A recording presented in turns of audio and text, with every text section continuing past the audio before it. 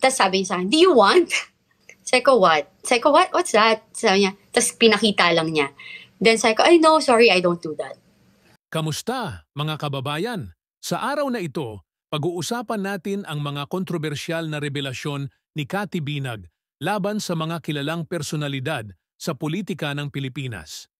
Sino nga ba si Cathy Binag at ano ang mga detalye ng kanyang mga pahayag na nagdulot ng malaking ingay sa buong bansa?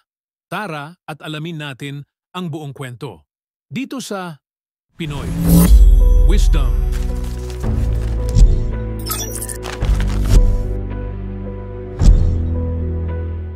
Si Cathy Binag ay isang dating live-in partner ng bilyonaryong si Tony Boy Floyrendo Jr.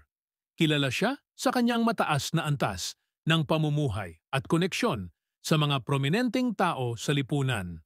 Ngunit kamakailan lang, siya ay naging sentro ng kontrobersya dahil sa kanyang mga pahayag laban sa Pangulo at unang ginang ng Pilipinas.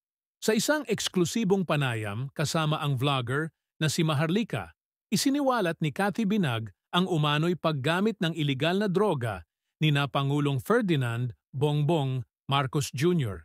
at unang ginang Liza Araneta Marcos. Ayon kay Binag, nasaksihan niya mismo ang paggamit ng isang puting pulbos na tinawag niyang pulburon ng mag-asawa. Isa sa mga pinakapasabog na bahagi ng panayam ay ang kwento ni Binag kung saan inalok siya ni Liza Marcos ng nasabing pulbos.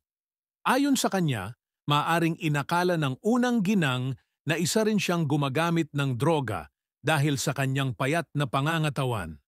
Oo, siya talaga. Siya lang yung nag-offer sa akin maybe because like she doesn't know me. So, and like somebody brought me there and it was my ex, sabi ni Binag. And she knows that she's doing it. Maybe she assumed that I do it also. And payat ako, di ba? Pero hindi ako mukhang durugista. Dagdag pa niya. Isa pang malaking pasabog ni Binag ay ang kanyang pag-amin na may hawak siyang 150 USB flash drives na naglalaman ng mga sensitibong impormasyon at ebidensya upang patunayan ang kanyang mga paratang. Sinabi niya na handa niyang ilabas ang mga ito kung may mangyaring masama sa kanya. Ayon kay Binag, ang mga flash drives na ito ay nagsisilbing proteksyon niya at paraan upang matiyak na lalabas ang katotohanan. Agad na kumalat ang mga pahayag ni Binag sa social media at nagdulot ng iba't ibang reaksyon mula sa publiko. Marami ang nagulat at nagtatanong kung ano ang magiging tugon ng Malacanang sa mga akusasyong ito. Sa ngayon, wala pang opisyal na pahayag mula sa kampo ng Pangulo at unang ginang kaugnay sa mga revelasyon ni Binag. Habang inaabangan ng lahat ang magiging sagot ng mga nasasangkot, patuloy na umaasa si Binag na magkakaroon ng hustisya at katotohanan. Ang kanyang mga pahayag ay nagsilbing isang babala at paalala sa lahat na maging mapanuri at mapagmatyag sa mga nangyayari sa ating paligid. Sa kabila ng mga kontrobersiya, nananatiling matatag si Binag sa kanyang paninindigan at handang ipaglaban ang kanyang mga prinsipyo. Mga kababayan, ano ang inyong opinyon sa mga revelasyon ni Cathy Binag? Ang mga pahayag na ito ay siguradong may malaking epekto sa ating lipunan at politika.